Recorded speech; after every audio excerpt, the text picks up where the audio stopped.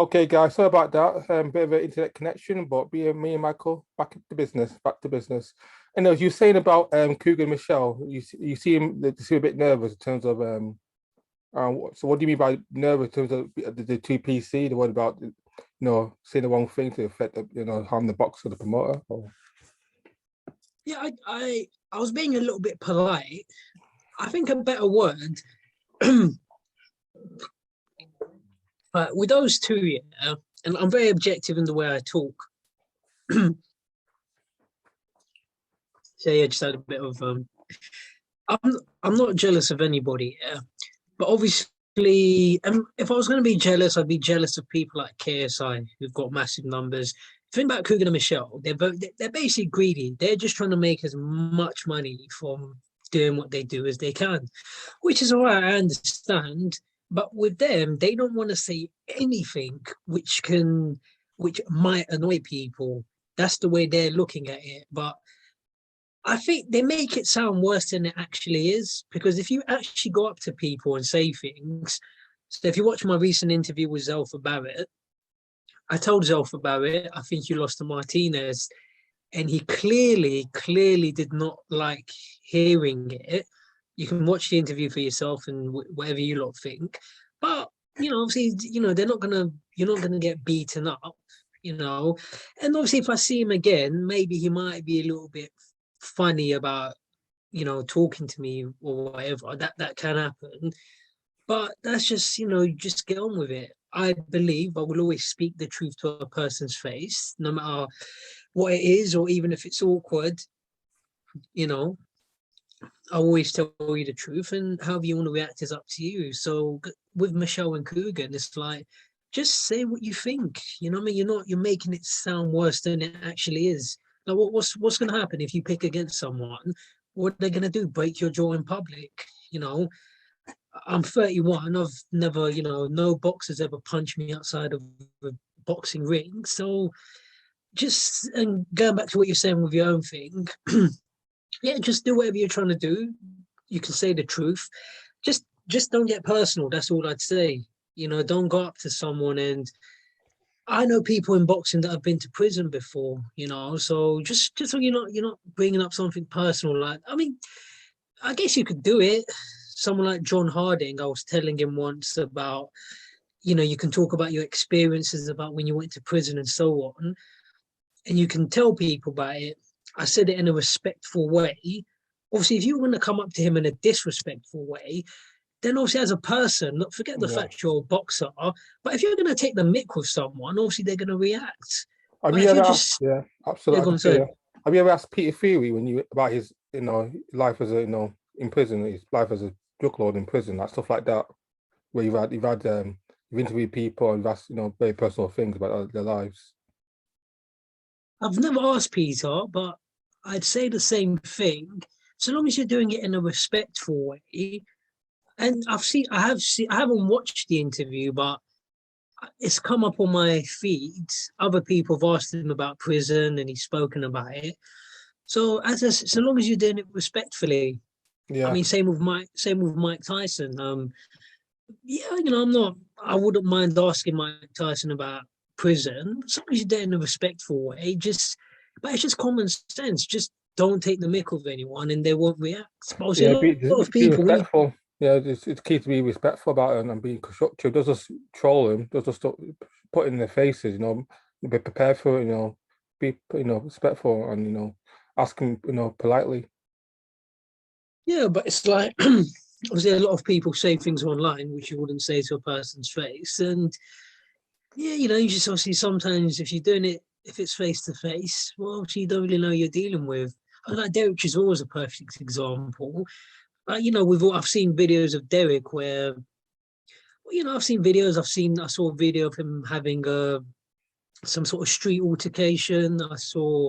If you remember, there was that one press conference where he was going after people, wasn't he? Like Yeah. security. I'm not talking about not the David Hay one, but Oh oh yeah, I think it was when he fought Kubrat Pulev. yeah, and he's trying to go for members of the public. Or yeah, some guy chucked he threw something at him. I think it was a bottle, like a plastic bottle of water or something. And he's lucky that Derek had to, you know, people were holding Derek back. But that's what I'm saying, stupid stuff like that. You know, like I met Derek recently, he was nice. Just don't do anything stupid, then you're not gonna have a problem, you know. And just watch what you're saying to people and it just talk Yeah. politely. Because eventually, I would like to, like you do, like go to press conferences, actually go to fights and interview these people in person. Because like other people, because of what they said on the channel, they're actually banned from these conferences, and they're banned from fighters, and they're banned from promoters. And that's something I don't want to do. I want to be constructive. I don't want to be PC, but again, I don't want to be risk, losing access and not and be able to interview anybody, and always have to, interview on channels so that we actually go to these live events. Give me an example. What have you heard? What have people said about getting banned? Like a certain who, he tried to go to a person's gym, got banned. He's actually went to our parents, and a certain lady banned him. Well, it's up to you. Do you want to mention the names? I know who you're talking about. It's up to Not, you. not now. I don't want to mention the Okay, name. I'll say quickly. If you, it's up to if you're not comfortable. I know who you're talking about, but I'd say with that person, you're making very personal comments about people. So Yeah. that's what. So what's going to happen? Nothing to do with this, but someone I'm going to mention. But it's but you know what? I don't. If you don't want me to mention, it's someone else entirely. You can mention it. There's a You can mention it. As long as it's not coming from my okay. mouth, you can mention it. No, it's not you. Right. Boxing trainer Adam Booth. He's probably the most awkward person I've ever interviewed. I've interviewed him once. Adam Booth, as an example, like he's a very awkward person to try and interview. So I'd say someone like him. I don't think we've ever fallen out. I'm not banned from his gym or anything, but someone like him, let's just say you insult him online, and then you go up to him and you're going to try and get an interview. He's an awkward person anyway towards everyone. But if you're then going to try and get an interview with him, and he knows that you've been saying stuff about him online, then you're just making it worse for yourself, you know. So that's what I'd say.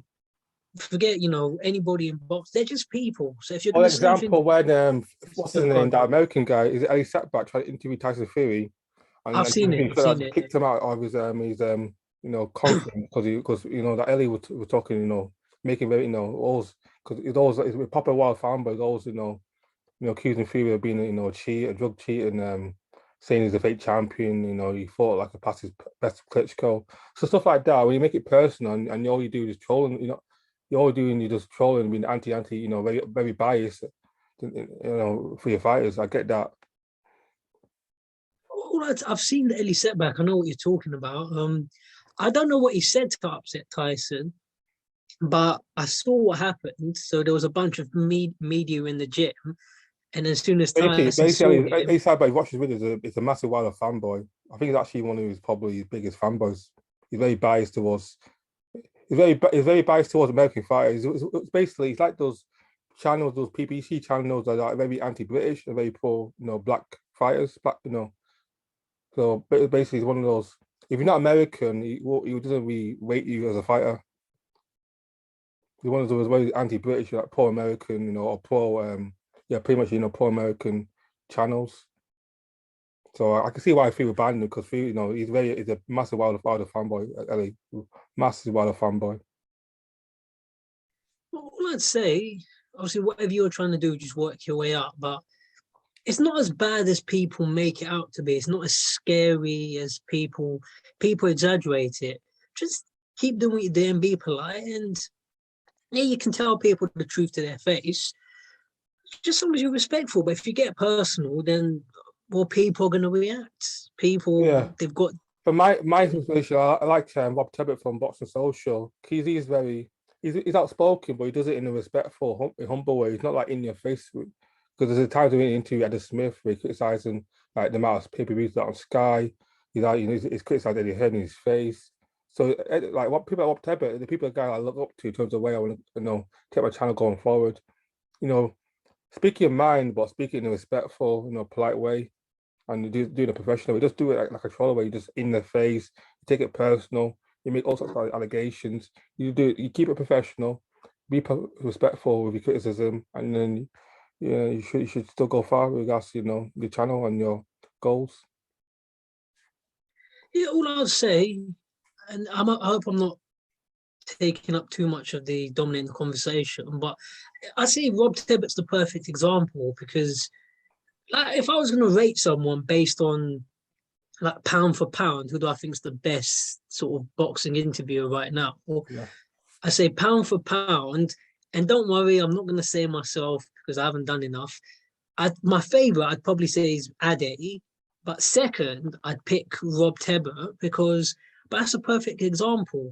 There's nothing. I'm talking objectively. I'm not taking shots at anyone.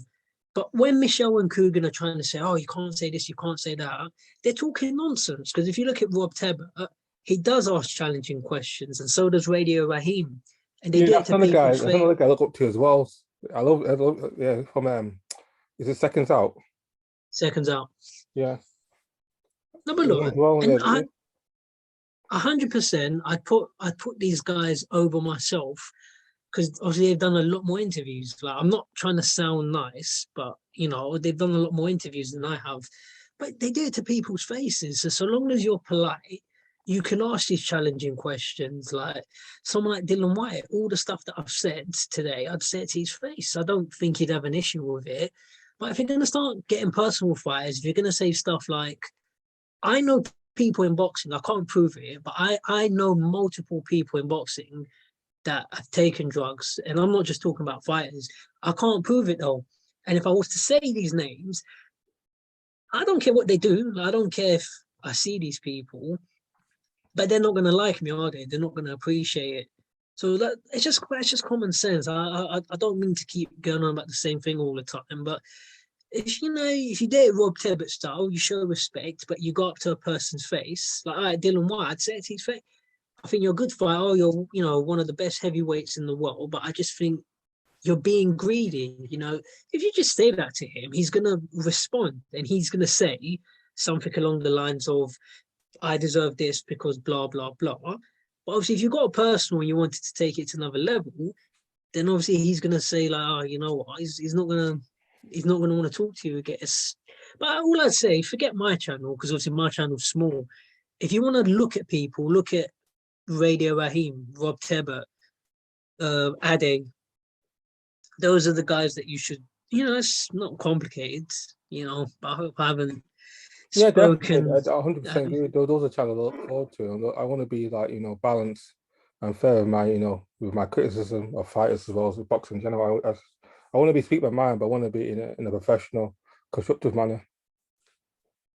Well, look, you just take it a step at a time. So I'd say, and for me, I'm not scared of competition. Whereas some of these people are, I know for a fact, boxing addict, he doesn't mind competition. He's cool about it. Rob Tebbert, I don't think Rob Tebbert minds. But for me, I love competition. So if there's anybody out there, including you, like if anybody can do a better job than me, like I'm not a jealous guy. Go for it, but just take it day at a time. I think Start in doing boxing, little and the more the exercises. merrier. The more people who have interviewing boxers, the better the sport is. The more what more channels there are, the more views for everybody. There's always a slice of pie for everybody. If there's only one or two people who interview everybody, it becomes boring, it becomes repetitive, and it's the same old, person. Yeah, I want it to grow. I want the whole boxing community, YouTube community to grow, expand. I want more people, more eyes in the sport, more interview styles, more eyes in the sport, in my opinion. No, but I welcome it, and in my opinion, to me, nobody in boxing can match me in the sense that if you're talking about interviews, everyone's got different perspectives. So I'm not talking about interviews, but I spar people. So even if you've got 10, 20 people that are better than me at interviews, listen, I'm gonna say well done, do your thing. But for me, I spar people, so that's gonna be my little niche. I've sparred people. I'm desperate. I'm sparring, but I'm trying to get people in the ring. So, but yeah, it's more the merrier. Like I'm not jealous of anyone. And I just want to make this quick point. I am someone that can talk a lot. But establishing yourself in boxing is not hard. So like a lot of these people try and put you off. Like I know Michelle and Coop, they'll say, "Oh well, there's not a lot of money in it." There must be, because if there wasn't a lot of money in it, you lot wouldn't be so desperate to stay there. So they're lying when they say that, because Kugan Cassius has made millions of pounds from YouTube, no question about it. So but they want to try and keep the pie to themselves. They're trying to get these exclusives. Because I've been in hotels with fighters, and it's not hard. And once people know who you are, you start getting access. And certain people are scared of that. They don't want to share the pie. With me, I don't really care. I'll tell you what sort of people to email. I'll just email Mick Hennessy, email Matchroom, email MTK. You start finding out about media events, go to your call, you go to like the MTK shows, and you don't know who you're going to bump into. Tasha Jonas or Hara Davies. And then once you start interviewing these people and they know who you are, then your channel starts getting bigger and bigger. Next thing you know, might overtake me. You might overtake what other channels there are. I Next am thing you wary know, you though. start. There are some people that I'm sure you've I think you told me this. There are some people that when it comes to certain questions, especially personal, that they're very hostile. Like is it Frank Warren? He's not somebody that No, likes to answer hostile questions. They don't sit in suit his narrative. But Eddie Hearns is more open. Eddie's all about hype views. But bad publicity is good publicity. Don't promote my name and my fighters is all good. Whereas Frank Warren strictly, if it doesn't suit him, doesn't make it look good, then forget it. well, and if you think I'm talking too much, just jump in. It just depends on the person. I say the easiest person in boxing to interview, I'd say it's Eddie Hearn. Don't get me wrong, getting to Eddie Hearn is difficult Yeah. because whenever I've seen him, There's a lot of big okay, queue of other people trying to him. I actually started thinking about it. There's more interest in getting an Eddie Hearn interview than probably most people in boxing. I think when I saw Even these more so guys, than AJ. no, not. I've never met AJ at a media event, but in terms of when I was at the recent one, there was people were more interested in interviewing Eddie than Chisora, Parker, who else was there? Zelfa Barrett. Um, I think AJ is probably bigger. I've met AJ, but I've never met him in a media event. So I think AJ is probably bigger than Hearn. But apart from AJ, okay, I saw Katie Taylor at the press conference recently. Listen, people weren't really paying attention to Yeah. her. Yeah, but Kay's not a big draw and she's not a ticket seller and she's not a talker, so I I'm get that, not but surprised. look, Eddie Hearn, I'm just saying, Eddie Hearn's hard to get to. But once you're actually talking to him, he'll talk to you and he'll let you ask anything. It just depends on the person. Same with me. Obviously, I'm not famous, but if I was more famous, I'll talk to anybody. You could come up to me and say, Michael, I think your channel's a joke channel. I'll grin and I'd say, well, why do you think that is? I'd listen to what you have to say. It would, I don't care. I'd find it funny, but it depends on the person. And Frank Warren, you don't have to take my word for it. Just look at the way people behave towards him. Frank's an aggressive person. He's a bully, so you find all this out. You find out what people are like. And Frank just tries to control people. He only wants you to ask stuff which makes him look good. If they don't like something you've said, they'll tell you, oh, delete that interview or stuff like that. They want to know what questions you're gonna ask. Like Eddie Hearn's the only person, he's the only promoter. He's not gonna tell you what questions you're gonna ask. Frank Warren will. Like they want to know what you're gonna ask, so they want to look good. So it's just life, isn't it? Some people like that, and you just as you keep your channel gets bigger and bigger, you're gonna find out what people like. Yemi. But who do you want to interview? Who are some of your goals? Eddie and Frank, I definitely like those two. I always like to interview. I love to interview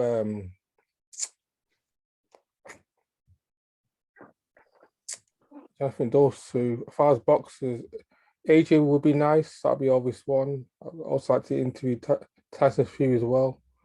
Um, I also like to interview Nas. To put my dream interview if I was boxing, definitely Nas. That'd be my dream interview. Now I want to know why. I want to know his thoughts about his career. Do you think he lived up to potential? Do you reckon you? Do you think he retired at the right time? His thoughts on the Barrera fight went. His relationship with Brendan Ingle, Dominic Ingle. Now would be my dream interview. Now definitely, even both AJ or Eddie, or even yeah, definitely for me now's Okay. Well, look, you can get all these interviews, just and yeah, Frank, you'll find that in time. I'm not saying you can't interview Frank, but you can. But he's not as approachable as an Eddie or Anthony Joshua. He's not as polite, you know. But just take it a day at a time. Like I've looked at your channel. You know, you've done a few videos, but just keep doing as many as you can. And then once you've built a name, start tweeting people. And then once you start getting like uh, the MTK fighters or Steve Goodwin fighters, and once you've interviewed like 10, 20, 30, you're going to start making a name. And I think the easiest people in boxing to interview is either Eddie Hearn or Adam Smith. And then you start meeting people like that. I say Adam Smith's easier. There is interest in him. Like people will try to get an Adam Smith interview, but not as many as Hearn. So if you get like an Adam Smith interview, and Adam Smith, like Eddie Hearn, like myself, Adam Smith talks a lot. So, you know, you get like a nice long Adam Smith interview. And then from there, people are going to start noticing you. You just keep working away, keep chipping away. You start meeting people. You know, you meet people at Boxing Ade or Rob Tebber, and you start finding out what it's like. And then, you know, people start letting you know when media events are. And absolutely. next thing you know, yeah, like my channel, and the next thing you know, channel starts to become bigger and bigger. And yeah, it's not complicated. It's just like, have you been to university? I Yeah, think you yeah. said you have, You went to uni. Yeah. but you just work away. It's like a university degree. If you're willing to put in the time and effort, you're going to get the qualification. But all it is with boxing, people just not enough people want to put in the time. You don't just have to interview the Eddie Hearns. Just get like the lower level people, trainers and so on. You know, people that are more accessible. And once you use them to build a platform, it's it's easier to interview the Eddie Holmes and so on. Like even for me, I've started doing interviews again since September, and already very quickly, all the matchroom security know who I am now by name. They know me by name. They know me by face. And then people are gonna start knowing who you. And I think you look quite tall, don't you? Like, what are you, 6'2"? 6'3", almost there, 6'3". Yeah, I can tell. And I've never actually met you, but I just from looking at the video, I thought you're definitely a tall man. So you're gonna stand out. People are gonna, you know, I get on with everyone at Matchroom, the Matchroom security, the fighters, the team. You know, no one's got any problems with me at Matchroom. You know, no one's tried to cave my head in yet. And same thing for you. Everyone's gonna start knowing who you are, and the more people know who you are, and I promise, I'm not just saying this to sound nice, but I really want to see more people set up YouTube channels. Once people know who you are, then they start giving you more and more access. You start getting into more and more sort of situations. Like what happened with me and Derek. Like this is the last example I'll give. I don't know how much of it I got on camera, but when I went up to Derek, he had his own team with him. He had a big security guard. He had a woman called Nicola. She's like his press secretary. So they told me, this is the last interview for Derek. Sorry, you can't, you're not going to get an interview with him today. I thought, all right, fine, no problem. As soon as he saw me, like he recognized me straight away. And he told them, I was like, oh, no, let the guy in, So, you know, I'm not trying to show off, but these are the same things that are going to happen for you. And as you get to know these people, and you just say to them, look, can I come down the gym? And I mean, some people, Dave Coldwell told me no. No, well, he didn't say no, but he just said, we're not really letting anyone in the gym. at the minute because of COVID. I thought, all right, cool. I'll ask him again another day.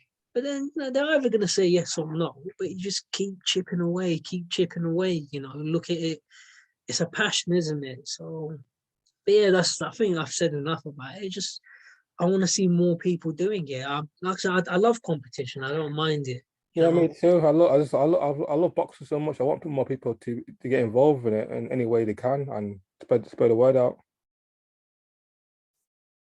All I say, I mean, I just think I've seen enough of the same old questions, the same old, just, okay, it's the last thing I'll say. Like, if I had the access that Coogan and these people have, people like Dylan White, I'd put it on them. I'd say, let's stop getting over social media. Like, this is stuff you should do behind closed doors.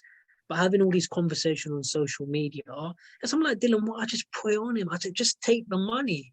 It's like more money than you've ever made before, and you're gonna let the fight go. And I mean, I know for a fact Dylan White's got a big team. I think I've said this, but a lot of fighters though, they've got big teams. So obviously all these teams are gonna be draining your money. Like when I met Derek, you've got, I mean, how many people? You got your own security guard, you got your press secretary, you got, what's his name, Cunningham, you got the manager, then you got two trainers, you got Caldwell, you got Buddy, like you got all You these got a people. nutritionist and that stuff, dietitian, nutritionist, yeah.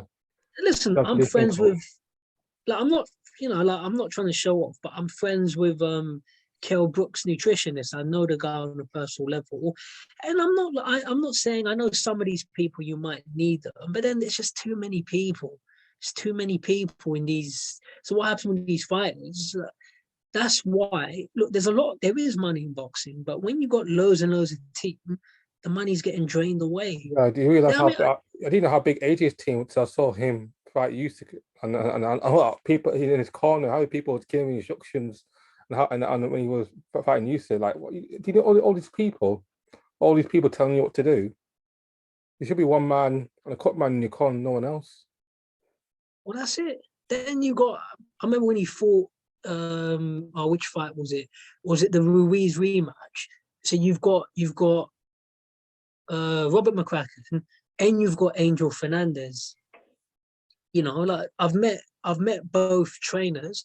Look, they're nice people. I've got nothing against anyone on a personal level, but you don't need two trainers. Nah, you can do it. It's your life. But if you've got two trainers, you're gonna have to pay two paychecks. So when fighters say, "Oh, this is not enough money," no, it is enough money. But you've got so many people in your team; they're all taking a cut of it, and it's up to you. Do what you want, but it's just too many people in boxing. Strength and conditioner this, and this guy's my running coach. This guy's my doing this. This guy carries my. Well, do what you want, but the money's going to drain away. How many times we've got to keep seeing fighters go broke? Like David Haye. You remember the amount of people that used to go in the ring with David Haye? And then now you got Was David it? Haye So is having that to true? fight. He was struggling financially. That's the reason why he came out of retirement to fight Bellew. Oh, it's a definite fact, yes. Oh yeah, Well, I I mean, know. Also had a divorce as well. He had a divorce as well, which cost me I a lot. was just about to say it. I thought I don't want to get personal, but he got divorced as well. But look, I like him. I've been to his gym before. I've interviewed him, but and then he's come. Now he's trying to get a fight against Tyson Fury. I mean, but come on, like he knows he's not going to beat him. But where else are you going to find that kind of money? And obviously, we've already said this about Chisora. Chisora. I think Chisora knows he should retire, but where else are you going to find that kind of money? But It is all fighting purely for the love of the sport, is it for money as well? You say it's nah, money. it's money. It's money. Well, when you say love of the sport, like listen, he's been around it for how long? He's and he's not stupid. I think he knows. He's getting rocked about by Parker, and Parker's not a puncher. Like, I think Is it he not? knows. Was it? Common sense? The way because the way it was hyper. Also, the first fight was obviously it was more competitive. The second fight was the beatdown. Can't you look at himself like, okay, I'm almost 40 now, and this guy, young guy, made me look like an old man. Should have not called it quit because maybe 1-2 at the most. It's just not competitive at all, that Chisora fight.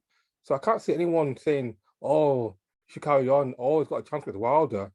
Oh, he could beat Lewis Ortiz. You never know." Like really, like who says these things? I don't like. I just people just don't care about you in boxing. They just want to use you as a paycheck and just want to make as much money as you can before you finally do call it quits. But I think Derek, I think he knows. I don't think most people, obviously, they don't really care about these boxers. And I think Derek knows. I just don't think he really cares. I'll give you a simple example. I don't see anything wrong with using myself as an example. And obviously, look, I'm not delusional. I know I'm not famous enough, but I'll give you a very honest answer. If the opportunity, I'm saying if the opportunity came up for me to fight Jake Paul, I'm honest enough to admit I think it's a bad fight for me. He's a lot bigger than me. If he catches me clean, he could probably knock me out. But I'll be honest, I think it's a good example. If that fight came up, I'd take it. I admit he could knock me out. I take it on the chance. I think I can go the distance without getting caught clean. If he catches me clean, my legs are probably going to go. But I genuinely, in my heart of hearts, I think I could go the distance with him. If people want to laugh at me and say I'm delusional, you're entitled. I'm just giving you my opinion. If they said to me, "Would you fight Mike Tyson for 5 million?" If you talk about Mike Tyson, my answer is no. I wouldn't fight Mike Tyson. I'd fight Jake Paul. I'd say, Scott, I'd take the risk. So I think it's a good example. This is what I'm saying about Chisora. In his heart of hearts, he probably knows what's going to happen if he fights Wilder. But once you're in the gym and the sweat's going, and you're going to try and convince yourself. You're going to try and say, "Oh, my style and this and that." And it's like, what does David Hay always say? I'm a brand new version. I feel Yeah, like David Haymaker Hay. 4.0, Haymaker 2.5, Haymaker this, Haymaker that. I feel The fresher thing than is, ever. yeah, the last thing I'll say, I hope people don't think what I'm about to say about me versus Jake Paul. I think these are good comments because with me, I'm an honest guy, and I admit if I'm just saying if I fought him, I'm honest enough to admit that fight could end up very badly because I'm not as big as Jake. I'm not as big as Tyron Woodley. I admit if you saw what he did to Tyron Woodley, listen, he might do a lot worse to me, but I don't care. I'd flip and take that fight. So this is what I'm trying to say about people in boxing. But the difference with people in boxing as compared to me, but they won't tell you, they're not going to be as honest as me. They'll try and convince you and, oh, Jake Paul's overrated. They'll say whatever they need to say to make the fight happen, and they'll just hope for the best. I hope I haven't spoke. I hope I haven't gone on too long about it. Yeah, yeah, But definitely. I get your point of view. I it's get, like Eddie Hearn, man. Eddie Hearn saying Chisora can if it goes past 2 rounds, he can beat Wilder. That's like saying if I go past two, well, if any of us could win the lottery, if you just get the right combinations, anybody can go out tomorrow and win 20 million. But I mean, what's the likelihood? Eddie knows boxing. Eddie only knows Chisora is not on Tyson Fury. He hasn't got the stamina or the boxing ability to withhold Wilder's power and punching shots. But how many times he's been beaten? Remember when he got knocked spark out by David Hay? Yeah. That was 2012. What else can I think? How many times has he been? Go look at when he got didn't Dylan White knock him out? So Yes. Dylan White don't punch as hard as Wilder. He's not gonna last. He's become slow. He's hit, but just don't even say these stupid things. Oh, he can fight Wilder. Okay, I can fight Wilder. Don't mean it's a good decision.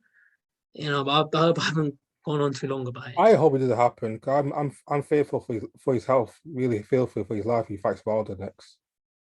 If somehow he fights Wilder next year, I'm fearful. I'm really fearful for Chisora. Chisora done a lot for British boxing. It's for everybody.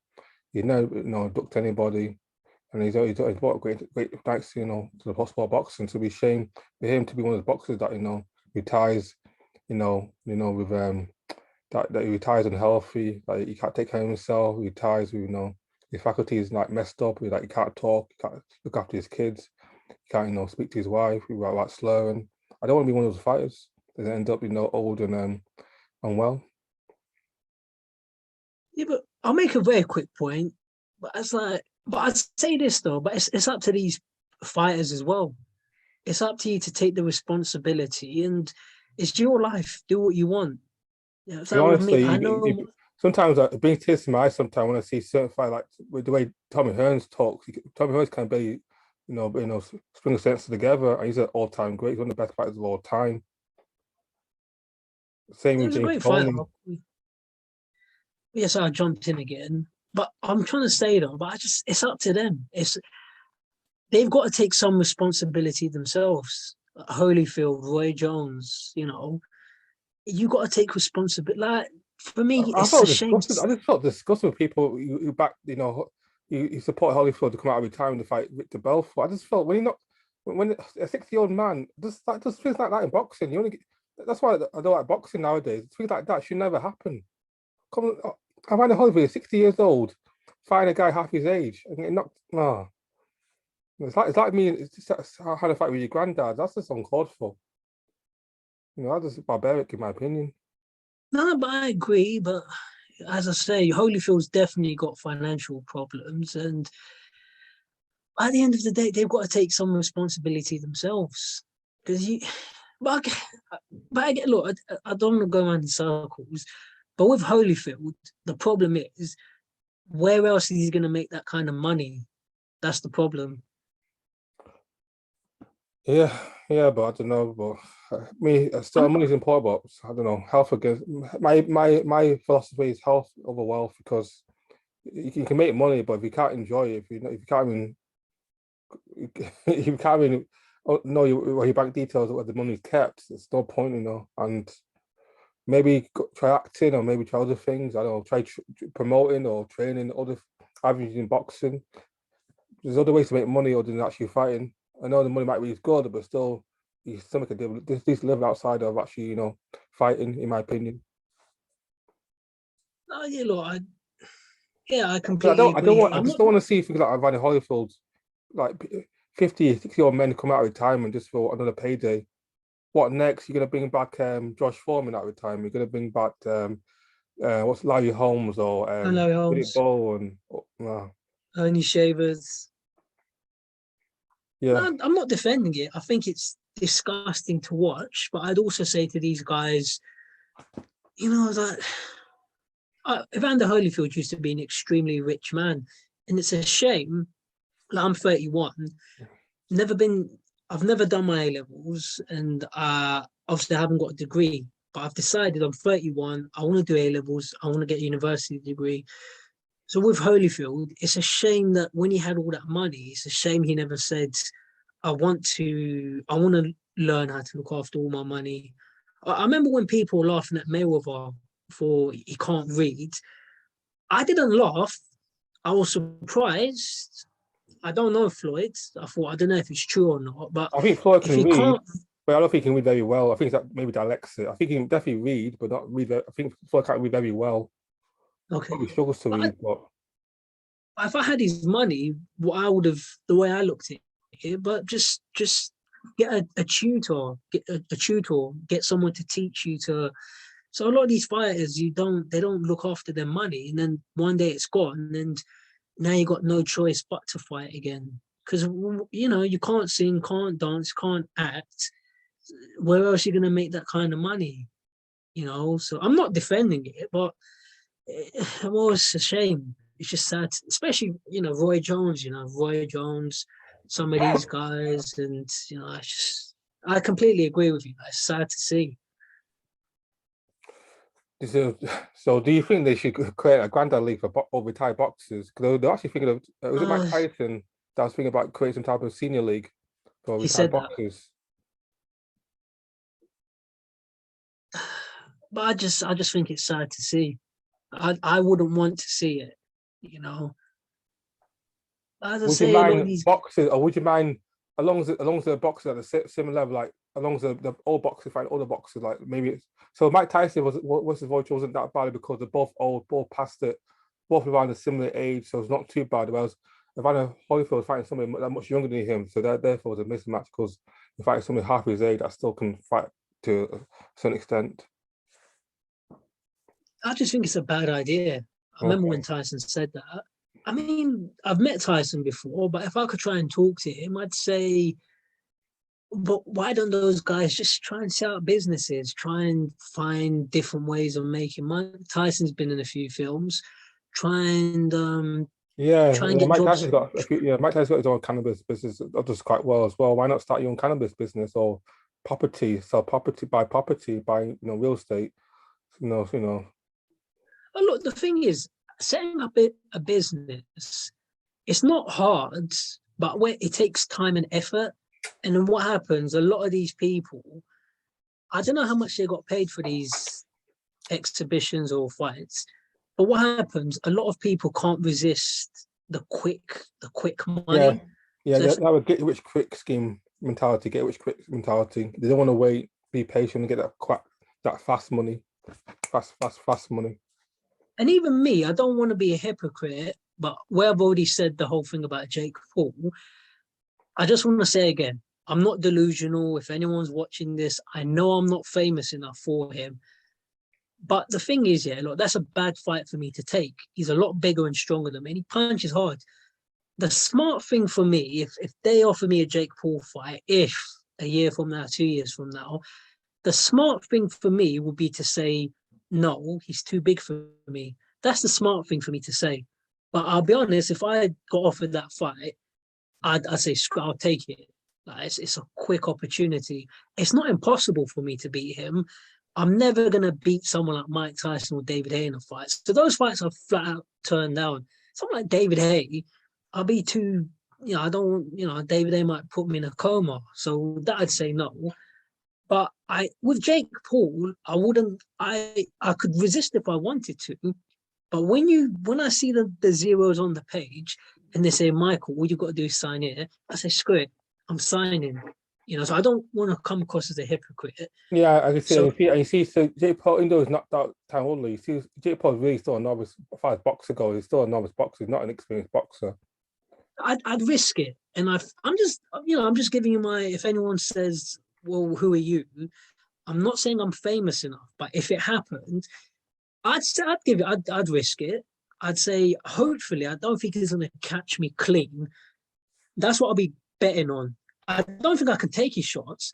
I'm saying I don't think he's going to land those shots on me. But it's a bit stupid because if I end up getting knocked out, The thing yeah, is, you're definitely confident you can beat Kugan Cassius in the fight in the boxing ring. 100%, yeah, yeah. Well, I believe I'll beat him, but again, I don't think I'm talking out of ego because I think I'm a bright guy. I give 2 points of view.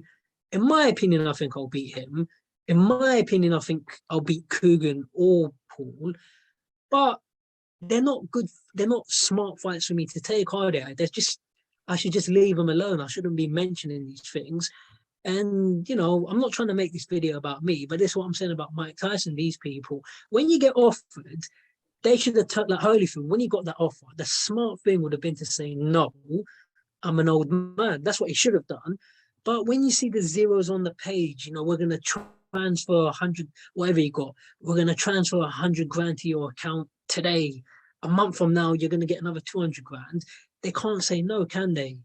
Yeah, I And think the that's, price for that fight. I think Holyfield apparently got paid 5 million for that fight. I'm not too sure it's true, but apparently it was 5 million. That's the price he got against Victor Belfort. I mean, 5 million, it's a lot. I mean, a lot of people can't really turn that down. If they said to you, well, whatever it is, how many people would be willing to turn it down? But that's why people deal drugs. That's why people rob banks, even though it's stupid things to do. If you rob a bank, 95% you're going to get caught, but people do it anyway. You work, and whatever you do for work. Like not everyone likes their jobs, but people generally just do it for money. You got to pay the bills. That's So why the lottery is a big business in this country. Most people pay the national lottery because they get a rich quick ticket, to national prosperity. that's another one, lottery. Like you don't. I've never I've never done the lottery. I've gambled. I have gambled on football and boxing, but lottery statistically, well, you're not really going to win the lottery, but people do it anyway. So that's why these these old fighters. So yeah, look, I think the what was it they call it, the old legends on tour, whatever it was called. I think it's a bad idea, but if they can make the money work, they'll do it. It, the thing interesting about boxing retirement, I've noticed that I had this conversation with another YouTuber. I think it might have been G-Man Boxing, because G-Man, I don't I talk to G-Man sometimes as well, not on camera, but on on comments and that. I've noticed from our fighters, the British fighters as well as the American fighters, the thing is, what's good about our fighters, most the ones who made it, the world champions, the elite ones, tend to retire wealthy. Like think about it, Nas is still wealthy, Joe Calzaghe is still wealthy, Frank Bruno's still wealthy, Nigel Ben's still wealthy. Whereas a lot of the American fighters, Evander Holyfield died broke, Mike Tyson went bankrupt, Riddick Bowe, so many more. Joe McLennan, so many American fighters. Muhammad Ali didn't die Hearns, wealthy, he could have been. Thomas Tommy Hearns, Hearns, Joe Frazier. Joe Frazier couldn't even pay for his funeral. I think Mayweather paid for his funeral. So many more. Sonny Liston. I don't know. I don't. I remember the Don King thing. A lot of the American fighters die broke, whereas our fighters tend to die rich. But what do you think that yeah, is? true. I just think obviously it depends on the person. A And I think different with somebody culture. America, I was just about to say it. With America, it's a much sort of capitalist culture, society. So let's just say Mike Tyson. But Mike Tyson was spending money on all kinds of crazy stuff. You remember he used to buy tigers. Yeah, he had his own zoo. So to the best of my knowledge, I would guess the Americans just spend a lot more, I guess. Like Mike Tyson and Holyfield, they had these big mansions, 20, 30 rooms, Yeah, they something like got multiple that. kids, multiple baby mamas. And Holyfield, he's supposed to be a Christian, but he's got so many children out of wedlock. Yeah, 11, And 11 then kids he has, yeah. you got to pay the maintenance on the house, you got to pay for the kids, and yeah, they just the money drains away. And then when you say you've mentioned people like Nas and people over here like David Haye, who's had financial problems. It just depends on the person, But I really would like to see more fighters sort of take some sort of lessons, like go to college, go to university, learn how to manage your money. Like you never hear of promoters sort of going broke, And even Frank Warren, I don't know this for a fact. I know his company's definitely broke. I don't think he himself. I think he's got his money tucked away. I believe. But I could be wrong. So we'll just try and learn from the promoters: Aaron, Don King, Eddie, Barry Hearn. Try and study accounting, study economics, learn business. And like maybe fighters should try and come That's together. why I have so much respect for Lennox Lewis, because not only we tied on top, we tied a wealthy man, a very wealthy man, with all his faculties intact. People have asked him to come out of retirement to do this and that, but refused. That's what I'm saying. Lennox is intelligent, and they've offered him money to come back, and he said no. I think I saw an interview somewhere. They wanted him to come back and fight Klitschko. I think this is like when DAZN was coming out, and yeah, they wanted him to fight Klitschko, and he said, "My answer is no." But he said, "If they offer me I think he said 100 million. He said, I'll do it. I'll do it for like 100 million. But I guess it's just too much money for him to say no. But I respect him. He's generally sort of stayed away from all the offers. Yeah, if more You know, boxers were like where we screwed on intelligent like Lewis, boxing would be a better place for boxers in general. But I thought the more boxers are dumb and not the most educated, not most financially literate. They get carried away too easily with their success and they don't know how to manage their money. but you don't. I'll just say quickly. I mean, you don't even have to be. I think education's good, but you don't even have to be educated. Just use common sense. Just Yeah, take someone like Mike Tyson. If I had that kind of money, just buy some property, rent it out, and then live off the rent. yeah, Because definitely. when you were growing up, say you're renting somewhere and you're getting paid five 5,000 a week. When you grew up, you never had that kind of money. So it's like if you can't live off $5,000 a week, there's something wrong with you. You want to buy this gold chains, tigers. I forget which celebrity it was, but I've seen a video on YouTube where I don't know who it was, but he basically said about Mike Tyson. He said Mike Tyson told him to look after his car, which was a very fancy car, Oh yeah, I think and I think, then I think it got stolen. We didn't care. You bought but, another one. but this one, and he didn't even notice. And these are the prob where then these are sort of. I'm not. You don't even have to be educated per se, but or I'll give you a better examples. Mayweather. You don't even have to be educated, but a lot of them there's just no common sense. So someone like Mayweather, when he bought a car for $5 million, and then I think it's like only 10, 13 cars in the world like that. So he bought the car for 5 million. So if I could try and interview him, I'd say, but then you've bought the car, you put it with your other cars. I'm like, but why are you spending 5 million on a car?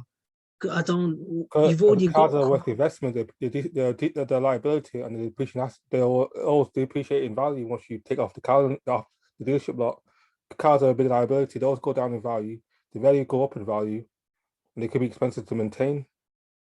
Yeah, but I haven't got a degree, but I can tell you, like, well, but you've already got enough cars. We all know who you are. You got cars, you got watches, you got jewelry. Why buy another car for 5 million? You It's see that like, video was in Dubai. Did Mayweather buy a $20 million watch? I think it was I in don't know. Dubai. Yeah, he spent 20 million on a watch. 20 A million. watch. 20 million. I sent you a link. You definitely got into I think it was in Dubai. You bought a $20 million watch. You're like, really? The watch is worth that much? 20 million a watch. Do you know how much property you can start with that? Do you know how many businesses you can start with 20 million as capital? 20 million just on one watch. Wow. That was just madness. That 20 million on a watch. Look, People we live people in their a money. crazy, but then we live in a crazy society, don't we? I don't think even I was Bill Gates, even I was like, Jeff Bezos, I had 100 billion in the bank. I don't think I could spend 20 million on a watch. No, they A house, wouldn't. possibly, or maybe in a house, but not on a watch. But then this is the funny thing where we live in a crazy society and people look at Mayweather and think he's rich. But if you take Mayweather's money, listen, there's people, if they woke up and they had Mayweather's money, they'd probably kill themselves. People like Bill Yeah. Gates and Jeff Bezos, if they had what you had, like they'd probably kill themselves. Oh, I can't. They was like, is that all I've got left? I can't live. And if you look at those guys, who's the other one? The Warren Buffett, There's Mark him. Zuckerberg. There's Elon Musk. You take Yeah. these sort of people, but then look at the way they dress. You don't see these guys with the Yeah, or watches and blinged the. up or wearing Rolexes and or wearing designer clothes. They're very just t-shirt and jeans, very simple. And I admit, I don't want to be a hypocrite.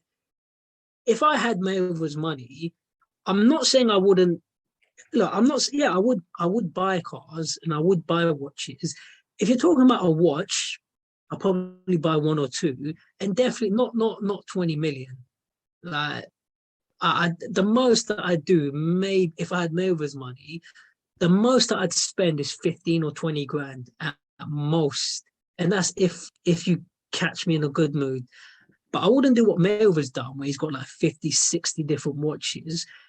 Because, well, what happens if it all goes wrong? And you want to try and get rid of that stuff, but you're gonna wish you had that 5 million back again. Cash your opinion about Mayweather. Is Mayweather actually wealthy? Because people keep saying the reason why Mayweather comes out of retirement, to fight Logan Paul or to fight Conor McGregor, that he's not the best with money, therefore he's not as rich as you think he is. You think Mayweather is actually maybe I'm not so sure financially, maybe spend more money that he's actually making, therefore that's the reason why he keeps coming out of retirement to do these circus acts. I should have said this sooner, but the reason like Mike Tyson, all these people go broke, as I say, I haven't got a degree, but I've got common sense, and it doesn't matter how much money you're making if you're spending more than you make. It's like economics. Like, it don't even have to be people. The reason countries go into debt is because they're spending more money than they make. So Floyd, I've said this for a long time. I don't think he's as rich as he makes out. I think he's got financial. Because think about it, you got your gambling. He puts up the winnings, but obviously, listen, I've gambled before and I've won money. I've won big bets. When Canelo, I think the best bet I've ever made, when Canelo fought Billy Joe Saunders, I thought 99%. I took every single penny I have. I gambled everything on Canelo to win. Not by knockout. I thought, let me just keep it simple. From that fight, I made hundreds of pounds. I knew, I was confident, and I was right. But I admit this, yeah, I can only speak for myself. I've won money plenty of times, but I've definitely lost more money than I've won. So this is something Mayweather's not. I can't say. Maybe he's won more than he's Yeah, Mayweather's lost. a big gambler as well. He's a big gambler, Mayweather. But is he telling us about the money he's losing? So No, he you've got doesn't. that. Yeah, you've got that to worry about. Then you've got all the cars, you've got the houses, then you've got all the people that are in your team. He's got a massive team. You had that cut man who died. You got Roger Mayweather, you got your dad, you got all these people wearing money team. Obviously, they're all getting a cut. You got your security. So security, how much is security making a year? So each guy is, I don't know, at least 20 grand. And where I think he's got at least five or six of them. So say they're making at least 20 grand a year. So then that's at least like 120 a year at least. So it all keeps draining away, doesn't it? It all keeps draining away. So, and remember, he only used to box like once or twice a year. And, people say you make 50 million for a fight. And yeah, I don't want to try and sound like I'm trying to be smart. I'm just talking common sense. But if you make 50 million for a fight, but then 50 million, trainer gets 10%, promoter gets his cut, the tax man gets their money. So, Well, probably like I don't know. 20, 25 to 30 million maybe after tax. At least probably. Yeah, roughly. So I don't know the exact. Oh yeah, I probably don't know around the. 30 million after tax. Probably you'll make. So I'm saying, I'm like, you and me, we're not trying to sound smart, but it's just common sense. And then you got the reading issue. So you don't, I don't think he can read too well. So I love reading, but even though I love reading books, sometimes when I look at contracts, I find it a bit boring. I'll read it anyway, but you're not going to tell me that Mayweather sits. I don't believe he sits down and reads all these contracts. And maybe in So that case, probably then LB probably doing it for him. Probably be his reading guy to help him onto his contracts. So then this is someone else you're gonna have to pay. And then these guys, you don't know what they're doing. You don't know I'm just, so I believe he's got financial issues because these guys they're gonna tell you every single little detail and it's up to him. I wish him well, but So you think what Mayweather is rich but not wealthy. yeah. But there's a difference between rich and wealthy. Rich to me, rich is just having a lot of money. Being rich don't really mean anything. It's more important to be wealthy. When you're wealthy, you're generating money over time. Money's coming to you. Without you have to work. You're making money while you sleep. That's what Yeah, wealthy so is. Like wealthy is someone that owns property because you've got money coming in. But to me, I just think Mayweather's rich. I don't think he's wealthy. Uh, I wish him well, but I don't think I think he's got problems going on. You know, makes bad decisions. I remember when he got sued by Pacquiao, and the other point I'd make, take this fight with Logan Paul in these exhibitions. Then you had that Japanese kid Mayweather fought. If I was in Mayweather's position, obviously I don't know Mayweather, and obviously people make different choices in life. But for me, there's no way I'd be willing to take on people like that Japanese kid or Logan Paul. No, I don't care how much money you offer me. If I was in Mayweather's position, I wouldn't take those fights because it looks bad, like for dignity. The fight with the little Japanese kid, that one looks stupid. If I was Mayweather, instead of fighting Logan Paul, I would play it smart. Why not promote Logan Paul, promote Jake Paul, promote these YouTubers? But you're fighting these guys, and I could be wrong. I don't know Mayweather, but I just think if you're fighting people like that, then to me, I just think you'd only do it out of desperation. It's cringeworthy, and I'm not saying other people don't. I don't just want to make it look like I'm having a go at him. He's not the only one. Like, I remember when Mike Tyson was like when Mike Tyson was fighting the likes of Kevin McBride. Like you're losing to people like Kevin McBride and Daniel Williams. No disrespect, it's tarnishing your legacy. And I think with Mayweather, I think the worst one was probably, I thought when he fought the Japanese kids, it looked so stupid. And I don't know Floyd, but I just think for him to fight that guy, I just think you're desperate for money. But just, wouldn't you say no for the sake of my legacy? Because those fights just look silly. And then you got Logan Paul. Oh, Logan Paul's, like, we all know we all know Floyd's gonna beat him, but it just looks stupid. Oh, Logan Paul's 6'5". There's women that are 6'5". Don't mean they're gonna beat Floyd Mayweather. But these are just cringe words. Okay, this is the last thing I'll say. I remember when Jake Paul took his hat. I thought that was just like you're seeing Mayweather, a Hall of Famer. You're chasing some guy like that's just cringeworthy. I think that was staged. To be honest, that the whole hat thing was staged. I think that just. Oh yeah, I'm not stupid. I'm not stupid. Yeah, maybe it was staged, but at his age, and when you look at Mayweather and you see him with his beard, and he looks like he's a dad. Like, as an adult, don't you just think it's a bit? I'd say this to Floyd. Don't you just cringe at having to go through that at that stage of your career? I admit I do it, but that's if I got an opportunity to fight the Pauls. But if I was in Floyd's position, I wouldn't. I don't care how much money you offer me.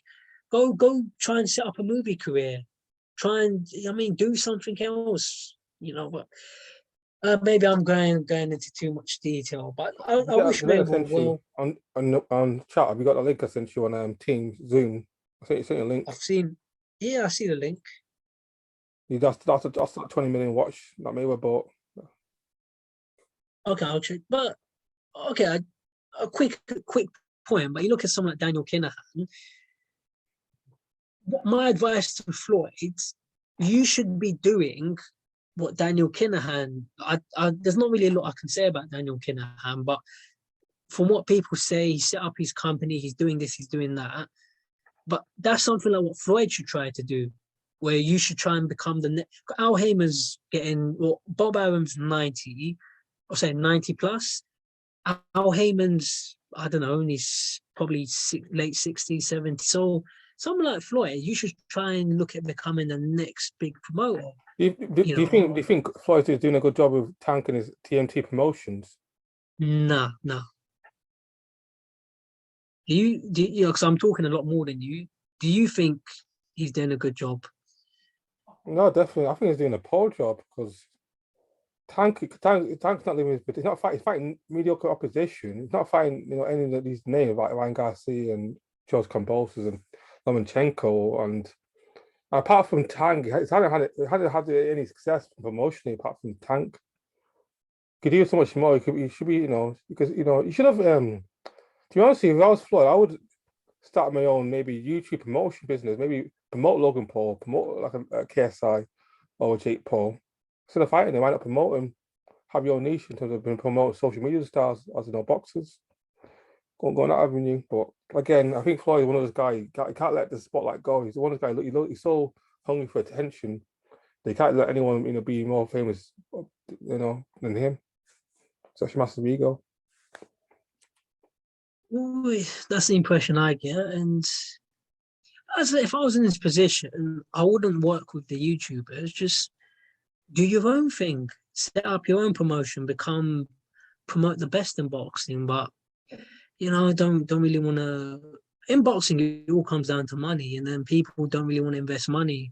So like, he doesn't want to invest the money into fighters, and you got Tank, but well, Tank's not really fighting the best. Like Cruz is a good opponent, but where's Tank Davis versus the Haney, the Garcia, and what's his name, Lomachenko, and these are like what happened? Because back in the day, these fights were happening. So if I was in Floyd's position, that's what I would try to do. I try to work at the highest level. And even so far, if you look at what I've done with my YouTube channel, I'm doing my best. I've interviewed the Derek and I've interviewed Parker. I've been in the ring with Kell Brook, who I'm doing the best I can. But isn't that what you would want to do? Wouldn't you want to try and work your way to the top? Also, if I was in Floyd's position, but you should be trying to work at the top level.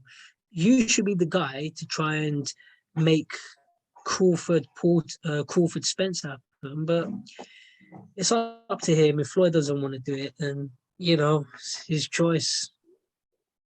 What would you do? Floyd fight again? One last question about Floyd. Will Floyd fight again? And if so, who would it be? Yeah, he'll probably fight someone. Jake Paul. Yeah, I was just about to say it. Probably fight. I can see a Jake Paul fight happening. Because they'll just try and sell it on the same sort of like, because remember, even if it was staged or not, when Jake Paul took his hat, there were marks on Jake Paul, wasn't there? There was some sort of bruise or whatever. I think security guards. So they're gonna. So that's what. So Jake Paul's gonna try and do this time. Do it 1-on-1. And May, they say, oh, Mayweather's getting old. Jake Paul's going to catch him with a lucky punch. And I could see that fight happening. I just don't think Floyd can resist because America's still in sort of lockdown, aren't they? But once they come out of that, then there's still going to be that big opportunity. Pacquiao's gone. Spence and Crawford, they're not famous enough for Floyd. And obviously, he's not going to fight anybody that can fight back. Conor McGregor has already beaten him. Logan Paul that's happened. I can see a fight with Jake Paul happening. I need to get revenge for my brother and this and that. That's what they'll say. Not that time Woodley, therefore he's got a chance. You never know.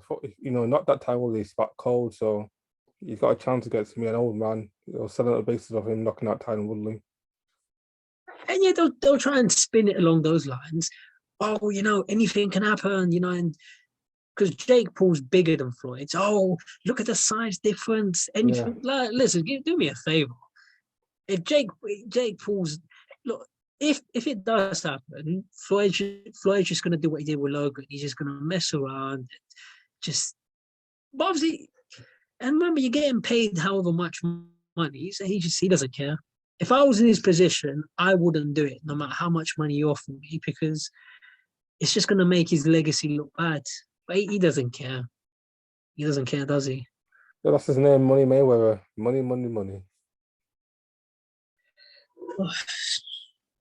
We're trying to have a serious boxing conversation, and this is just the way boxing is these days. Yeah, it's becoming like what Thingy says, Ingram says, is boxing become more like the WWE. There's a lot about circus acts and gimmicks and being clowns and doing what it takes, hype up fights and fighting, people just for the sake of promotion.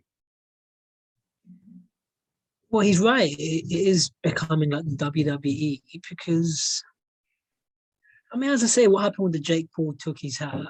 Come on, like you're adults.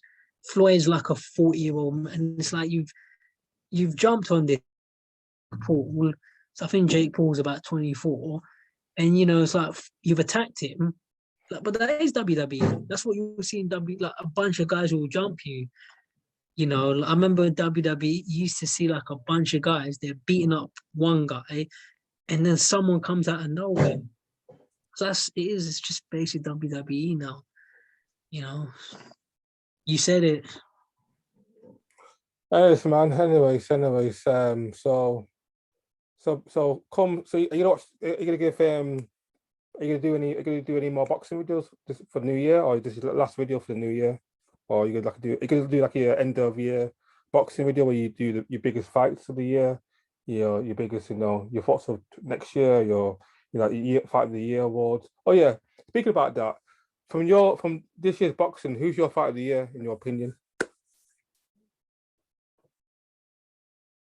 If you're talking about women's boxing, I'd have to say Alicia Baumgardner. Yeah. I've don't know when I've seen someone get knocked out like that. Okay. Overall, um, men's, I don't know. I mean, obviously, everyone's probably going to say Fury Wilder. I think Canelo Plant was a good one. I'm probably leaning towards Canelo because the way he's just beating world class opponent after opponent. Yeah, I'll probably say Canelo, believe it or not. For me, my Um, fight of the year, I think Josh who's your Convulses because I didn't see that. No one saw him beat Tiafoe Lopez. Lopez? That was a bit massive upset. Cause I I mean, never gave him a chance in hell because I wasn't impressed by Convulses' resume. I wasn't impressed the way he fought Mickey Bay and Lee Selby. I thought Lopez would knock him out early. And I got position completely wrong. For me, he's the fight of the year because he did unexpected, pulling a massive upset, and he's now unified lightweight champion. yeah, there's that fight. I mean, I gave him a chance, but no, don't get me wrong. I picked Lopez, obviously. Yeah, it was a good fight. Obviously, a lot of these boxers take their eyes off the ball, and Yeah, definitely. you don't know what the other guy's doing. The other guy could be doing 50 chin-ups a What's day. your upset of the year, Michael? Who's your upset of the year? What upset is bigger? Would you say Usyk, Joshua, Convulses and Lopez, Keith Galahad versus Kiko Martinez? It has to be Kid Galahad. Oh, okay. I'm thinking. I don't. To me, Usyk Joshua was not an upset because even though I picked Joshua, I admit I got it wrong, but I was very nervous about that fight. Also, not nervous. Nervous is the wrong word. But usually I bet money on Joshua. But this fight, I just thought, no, I'm not betting anything. So I don't think Usyk's an upset. Yeah, But yeah, the other one, I'll probably say Keith Galahad knocking out Kiko Martinez because Galahad was definitely winning that fight up until those knockdowns. yeah, that one was quite the upset.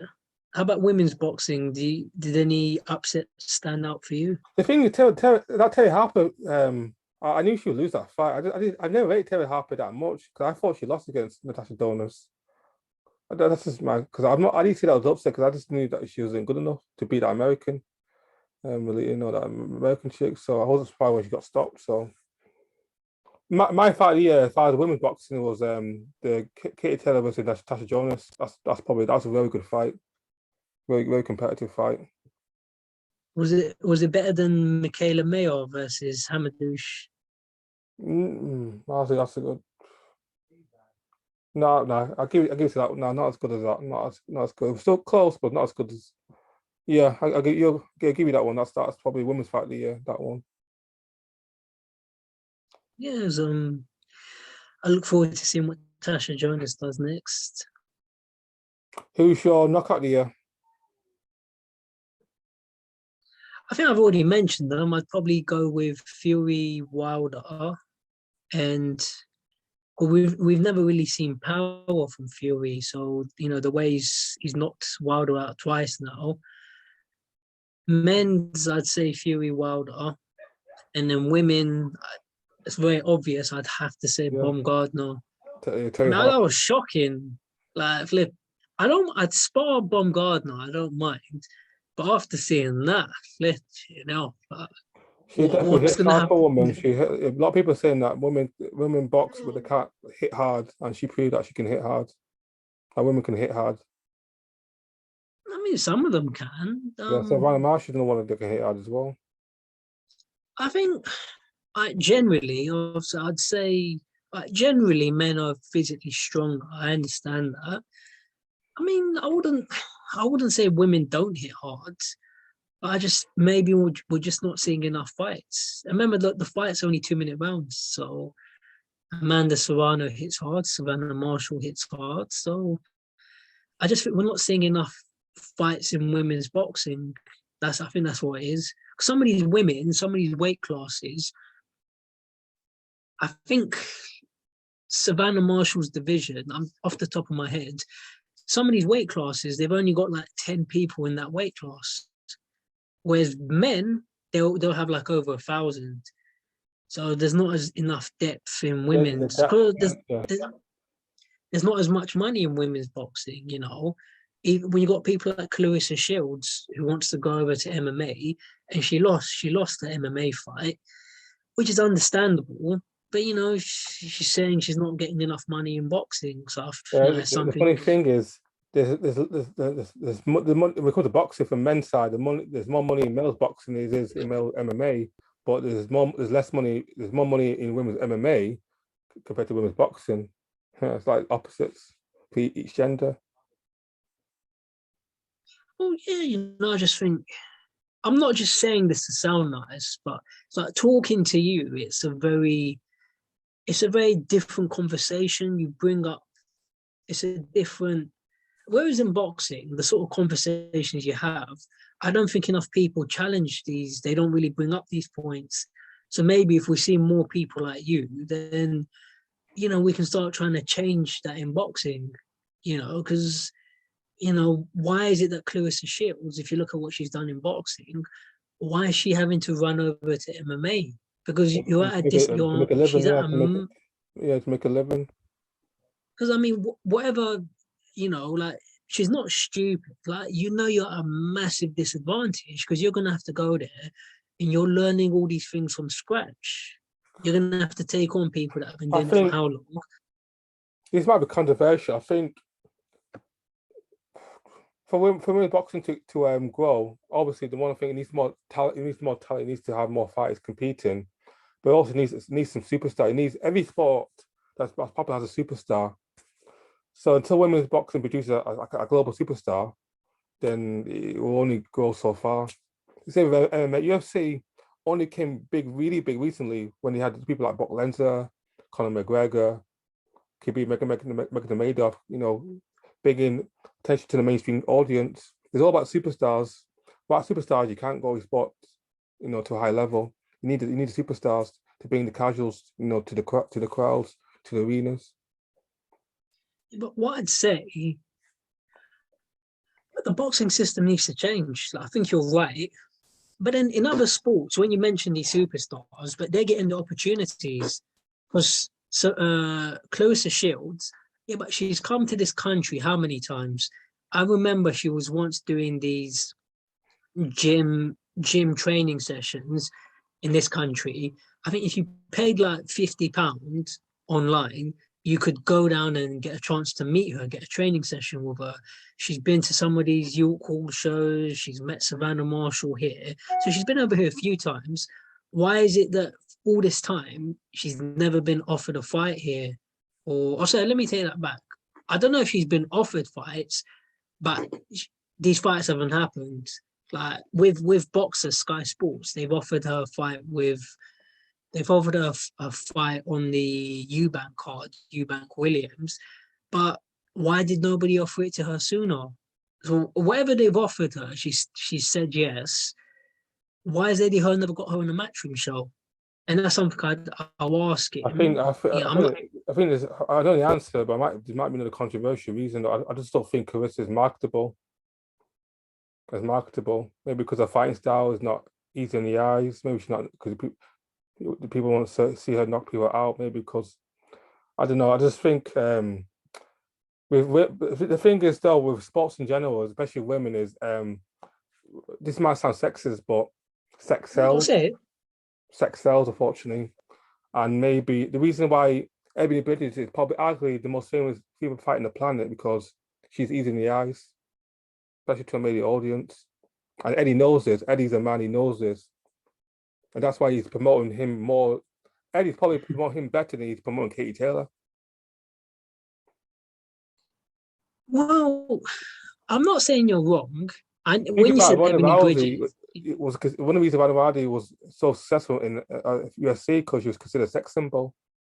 A lot of men wanted, hmm, she wasn't, well, I don't want to say that, she wasn't my type, but she was promoted as a sex symbol.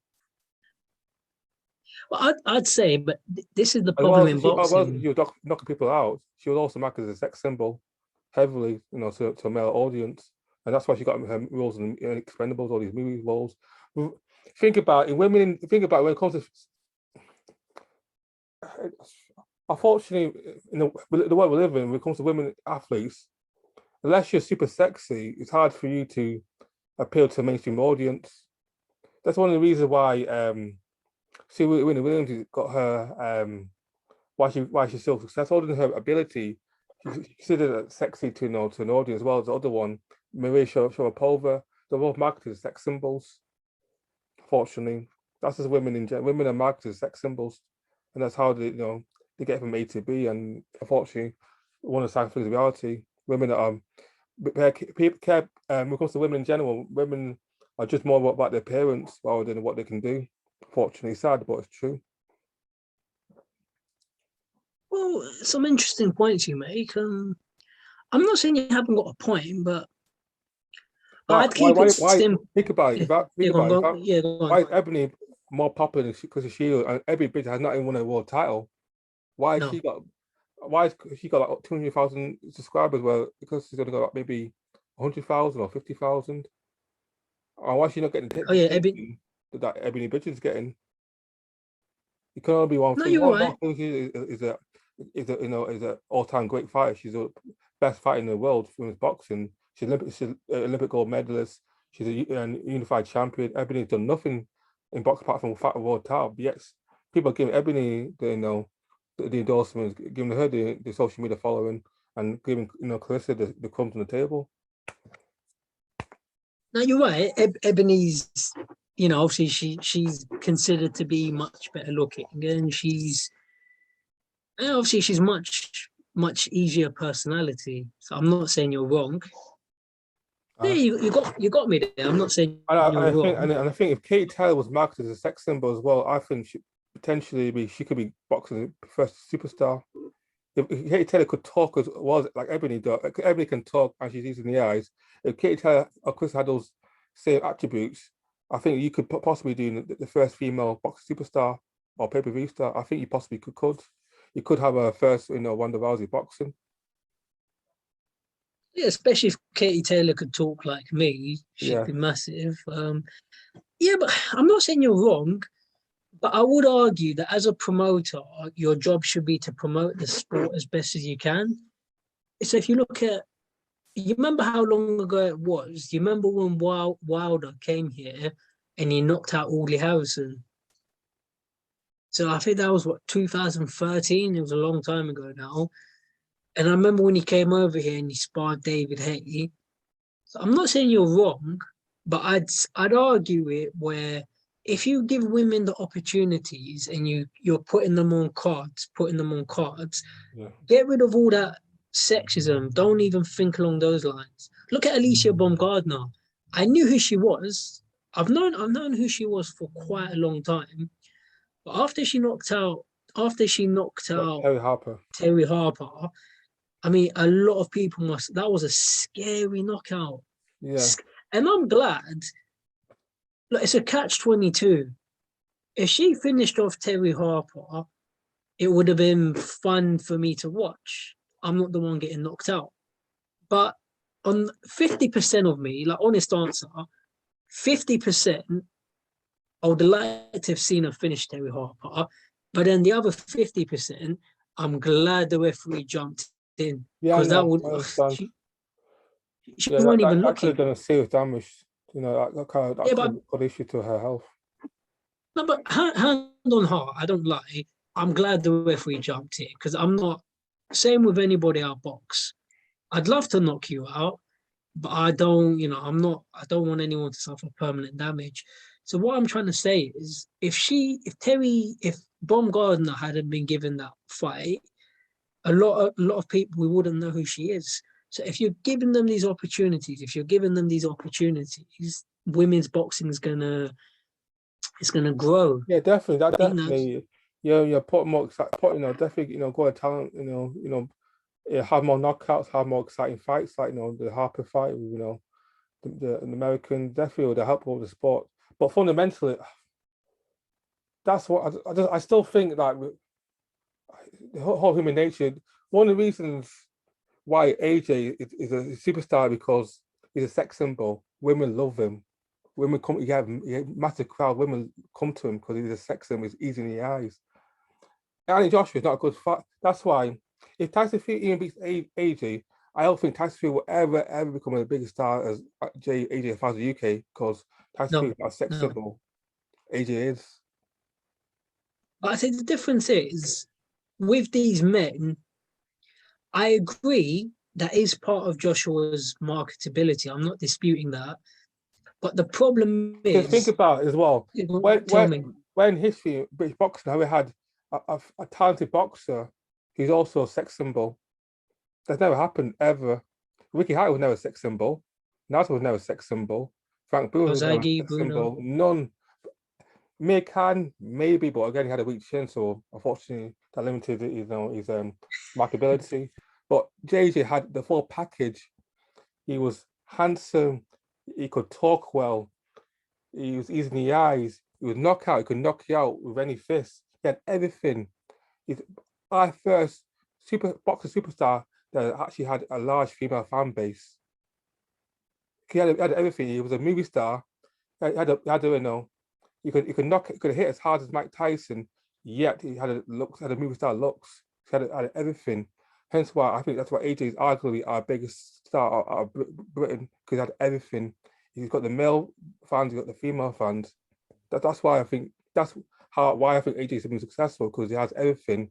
There's everything to appeal to men. There's everything to appeal to women.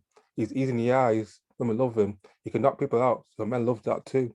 So because we never history of British boxing had a superstar like AJ. Never 90,000 at Wembley, mm, 80,000 at Wembley.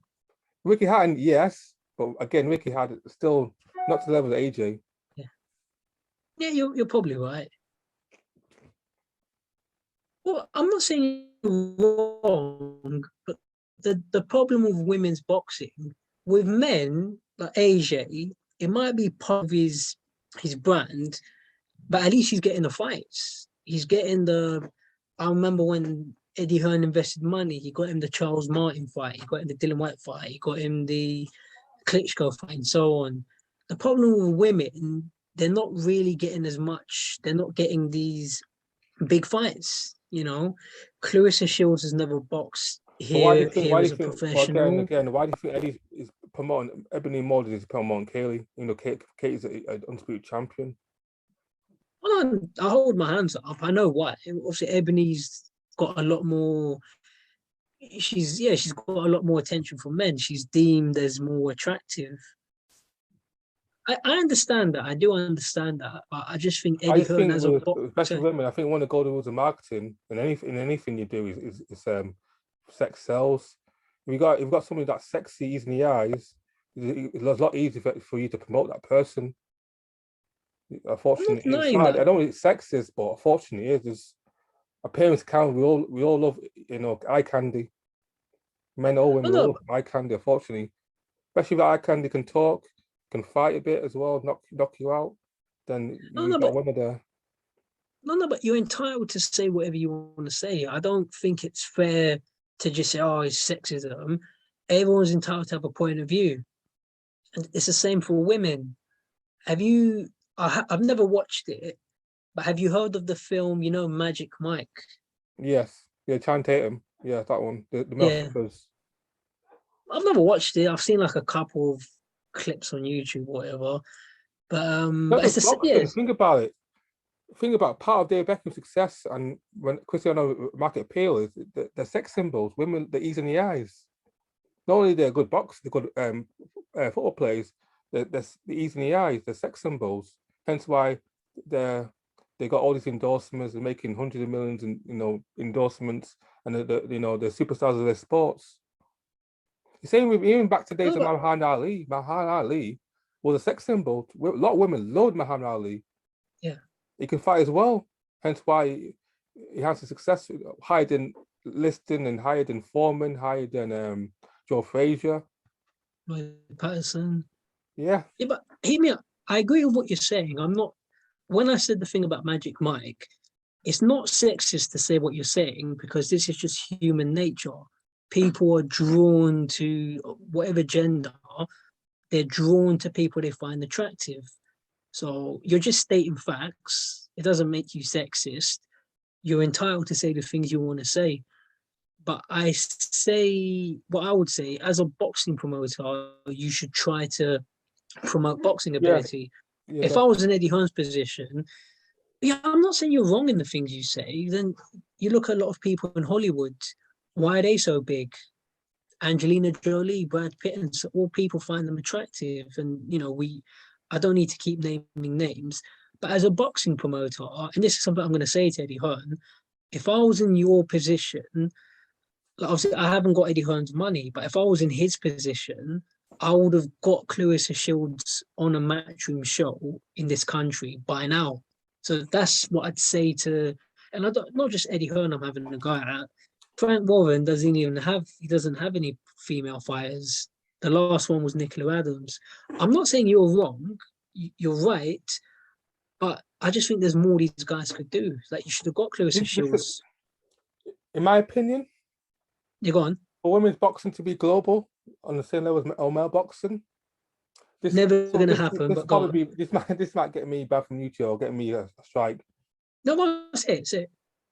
If you could have 20 Emily Bridges who could fight who were skilled as Katie Taylors, then you probably have you know a bunch of female superstars.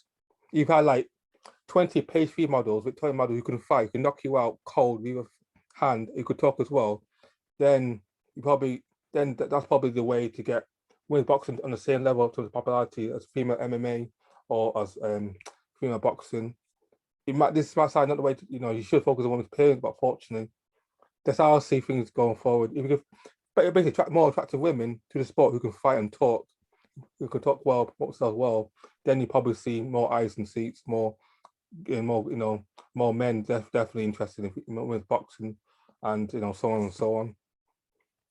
No, all I'd say, I just keep it simple. I'm not saying you haven't made good points, but I'd say just keep it simple for now. Just get these women on the cards. I can name names. Clarissa Shields never boxed in this country. Amanda Serrano, Yeah, Cecilia yeah, Breakus, definitely. they've never boxed in this. If you just keep getting these women on these cards, I'll give you a quick example. Yeah, do you know who Sandy Ryan is? Yes, I do. Yes. I sparred Sandy Ryan years ago, and yeah, she gave me problems. And I admit, I've said this to Eddie Hearn on camera. I admit Sandy Ryan beat me up that day. Like she was fast, Yeah, absolutely. but she hit me with a lot of shots. But I don't think she can drop me.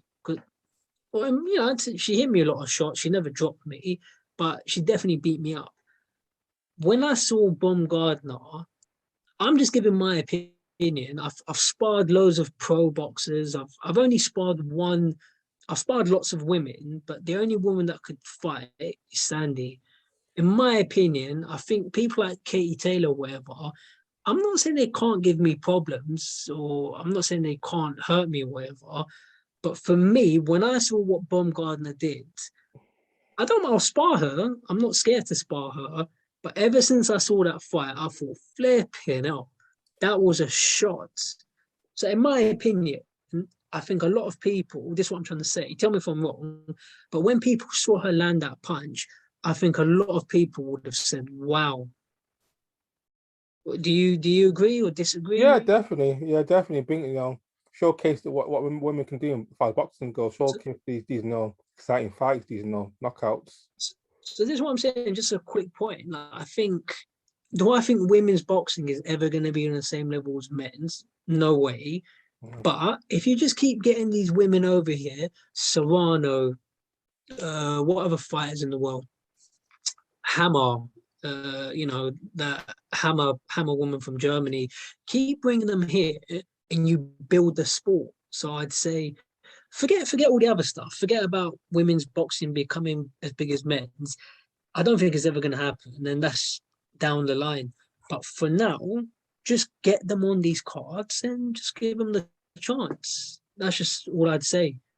You've bought Ebony Bridges, you've given her opportunities, and just give some of these other women chances, Shields. And I mean, Tate Breakers, she's going to retire at some point. I'd love to see her fight in the UK.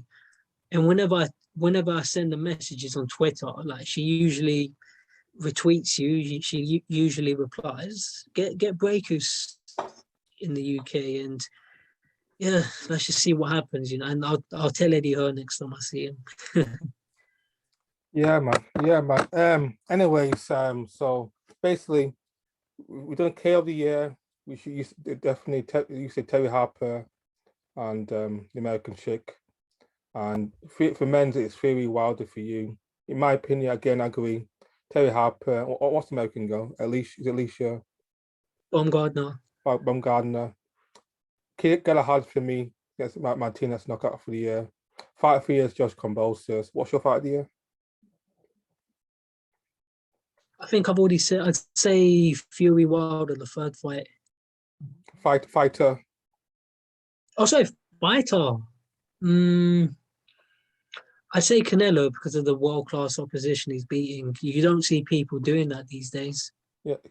Canelo, I see a point. Canelo will probably be second after Convulsus, but Canelo, he fought opposition that was favourite to win, because everybody knew he would beat Carl Smith, everybody knew he would beat Yildirim and Plant and Saunders. He was a favourite in those fights. So that's why I have to put him second. I have to put Convulsus because no one gave Convulsus a chance in hell. He was underdog, whereas Canelo's overall favourite. So that's why I'm giving it to fight of the year to Josh Convulsus, because no one gave him a chance in hell. Lopez was overman favourite. So, and what's your upset of the year? What's your biggest upset? For me, Galahad and Martinez. What's your upset of the year? Oh yeah, we said that one. I said Kid Galahad. Okay. Promoter of the year? Boxing promoter of the year? It's a difficult one. I think they're all making a lot of mistakes, but I suppose you'd only have to say Eddie Hearn, really. Even though I think he's making mistakes, but I think he's trying his best. He's dominating the UK with ease. He's doing the best he can in America, and I'm talking from an objective point of view. So yeah, probably have to say Eddie Hearn. At least he's trying. Mine might be surprising. My promoter of the year is go on. The boxer guy. Is it Ben Sheldon? Ben Shalom. Ben Shalom. Reason is he managed to get Karen Buck on. He didn't expect. That's a very clever. He did something that Eddie couldn't do, and Eddie was the biggest promoter in the UK by far. So that's why I give him promoter of the year. That's a very clever. Robert at the heart. That's a very clever point. Plus, he made Eubank as well, Eubank Williams. Yeah, definitely. I also he managed to get Fraser Clark, an Olympian. Usually Olympians signed with Matchroom, but Ben managed to get all the Olympians. And he got is it Caroline Dubois signed as well? So another Olympian to boxer. No, is it what's his name? Is it Caroline Dubois, the Olympian? Sorry, Dubois' younger sister. Yeah, Caroline Dubois, yeah. And he got Fraser Clark as well, a bronze medalist to sign to him. So he's had a great start to the year. His first year at Sky. That's why I put him above Eddie, because he's done things that I didn't think he would do. Eddie's making a lot of mistakes. The reason Ben Shalom signed Fraser Clark, well, because he's got Sky Sports behind him. I think Eddie Hearn leaving Sky Sport, it's a mistake. Because DAZN's some app that nobody's heard of. Sky Sports is massive, is mainstream. I haven't got a haircut in years, but I remember, you go to the barber shop, Sky Sports is on. It's mainstream, Yeah, definitely. So I wish Eddie Yeah, Hearn well. there's all that machine behind it that Sky does. I think last part of Eddie's success is definitely Sky. Eddie thought the success was down to him, but a lot of part of the success was down to Sky as well. There's a lot of egos in boxing. A lot of people think they're more important than they actually are. I think Eddie's done the best he could, but you're lucky. You signed, you had your dad behind you, signed AJ, you got Sky Sports behind you, but see what you do now, you know. One thing I'm Well, confident. One thing I'm confident that will happen. If AJ fights Usyk, it will be on Sky Sports box office. And if AJ beats Usyk, fights Tyson, will be on box office. Won't be on the zone. No chance. He'll be both in Sky box office. yeah, but it's just common sense. Sky Sports, you're not going to match. You're not going to match the Sky Sports pay-per-view. Sky Sports mainstream. Ask anybody walking on the street. How many people you think have heard of DAZN? Unless you're hardcore like you or me, you never heard of the zone. No outside boxing who knows what the zone is, what they offer. Yeah, Everyone heard of so Sky. Your grandma knows what Sky is. Your girlfriend knows what Sky is. Your teacher, anyone, every Tom, Dick, and Harry knows what Sky is, but only a handful of people know what the zone is. And if you're a hardcore boxing guy. You're not even a casual boxing guy. You're hardcore. yeah, But I wish Eddie well, but just think leaving Sky Sports was a mistake. anyways, man. Anyways, I'm pleasure speaking to you again. I wish you and the family a happy New Year. Are you go again? I think we talked last time. You going out for New Year? You stay in? What's your plans for the New Year? Definitely stay in. Are you a drinker? Do you drink or do you drink or go clubbing or what's into that stuff or not really? I've never drank alcohol and I've never gone clubbing. Mm. Boring. Uh, Boring. I think I'm all right. So you never drunk once, never had a beer, wine, nothing. I've never seen the benefit of it. What is the benefit of it, Mr. Babatunde? Having a good time, of course. I don't need to drink to have a good time. Okay. So Yeah. what are you saying? You saying you need to drink to have a good time? I don't say needs to. I just feel like, especially when stressed, having a glass of wine or having a few beers doesn't help. As long as you don't overindulge it, as long as you don't, do it all the time, as long as you do it in balance, it's no harm done. That's just, I know, no, I don't think, drink is everything. I just think as long as you do it in balance, it can help you have a good time. If you say you're stressed, then all you have to do is target the root cause of the stress. You don't need to drink. Okay. What? Why get stressed? Like if you look at the way I've spoken to you throughout this whole video, most of the time I'm just a very chilled person. So if stress happens, I just keep my mind calm. I just deal with it. I don't need to drink. Okay. What drinking does, in my opinion, drinking it clouds your judgment. But Eddie Hearn's a good example. Just stay chill and you just deal with situations. I mean, you look at Eddie Hearn, but then you look at all the other promoters. You got like Leonard Ellaby. Oh, when I see Eddie Hearn, I'm gonna punch him up. I'm gonna like, mate, you're a 60-year-old man, and Eddie Hearn's not small. You think Eddie Hearn's gonna stand there and let you? You know what I mean? Like, Eddie's like 6'4", 6'5". Eddie's a big dude. it beats Eddie Hearn's. He's bigger. Eddie Hearn's bigger than most heavyweight champions. Bigger than Muhammad Ali. Yeah, when I And saw he's that video, him and David Hayes next to each other, like he makes Hay look small. and Wow. I've met Hay and Hay's a big guy. So it's like Eddie Hearn's like 20 years younger than you, and you're talking about I'm gonna punch him up when I see it. Well, what you think Eddie Hearn's gonna stand there?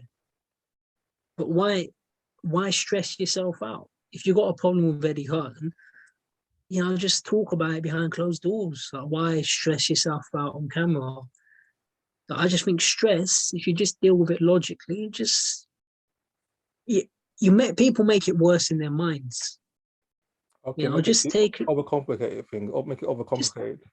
just take a step back, just see things for what they are. So like when we talk about the old fighters fighting, I hate to see it, but it's up to you. It's your life. You know, my advice is don't do it, but you know, that's up to you. You know, so it wouldn't. So I know it's painful to watch, but yeah, to be honest, I haven't even watched all of it. I've never watched Ali Holmes. I've watched clips of it. I'm not gonna watch the whole fight. Same with Mike Tyson, Roy Jones. I've seen the highlights. I don't even want to watch the whole fight. If you're talking about prime Mike Tyson, I watch those fights beginning to end. But you know, it's up to them. If they want to get in the ring and get, you know, like Holyfield. I haven't seen the whole Holyfield versus whoever it was that knocked him out. I don't really want to watch it. Holyfield wants to get in there. Like, you know what, you don't need my advice. It's the same with you. You don't need me to tell you to look both ways before you cross the road. And you know, that's up to you. Now I can give you my advice, tell you what to do in boxing. My advice is don't go knocking on fighters' doors because they're not going to like that. Don't go to someone's house uninvited. If you do, then that's your problem. You know, so that's all I can say to you. So don't get when you're interviewing people. Yeah, you can ask people hot, challenging questions. Just don't get personal. If you want to get personal, whatever happens, that's your responsibility. Yeah, I'm not going to feel sorry. I've seen people get taken out of press conferences before, so you know, don't expect me to feel sorry for you. You know, so what happens to Holyfield is it's not going to stress me out. So bit of a long sort of point to make, but I never get stressed. Just like sometimes people say things about me on my videos. Don't bother me. You Yeah, like it, you like it. You I've don't. never seen you. Yeah, one thing I give respect. I've never seen you angry, like angry, maybe frustrated, but I've never seen you. I feel I watched a lot of your videos, Michael, and you're very calm. You're very soft spoken on your video. I've never seen you like go like crazy, like I'm gonna kill this. I'm gonna kill Ty and Booth. I'm gonna go at No, spot no, on. no, no. I'm gonna. I never see you like out of character. You're always calm and gentle in all your videos. I'll say quickly. But when you say, did you say you've seen me frustrated? Yeah, like a bit frustrated. Like when you say you're quitting the boxing interviews. Like I sometimes see you like you've had enough. You want to do something different. I've never seen you angry. I've seen maybe at best Oh no, no, frustrated. I'm not. I will explain. I won't say I'm frustrated. When I said that, just a bit bored. I've been around boxing a long time, and it's just it takes a lot of time and effort, you know. Because if I'm gonna go to a press conference, you got to take the day off work, so you're not gonna get paid for that day, and just a lot of time and effort. But I never get angry with people because I'll keep it as short as I can. But as people get to know me, I'm a very wise person. So say someone's got a problem with me, I mean, why would it upset me? That's your opinion. And, you know, we live in a very crazy society where everyone's hostile. Well, if you came up to me and said something to me face to face, the thing about these people in my videos, it's only people that have never met me that say these things. If you used to actually meet me, you'd realize I'm a likable person. So, you know, don't bother me, we got to say, you know, because if you met me face to face, you're probably going to like me. But why do I need to get upset with someone?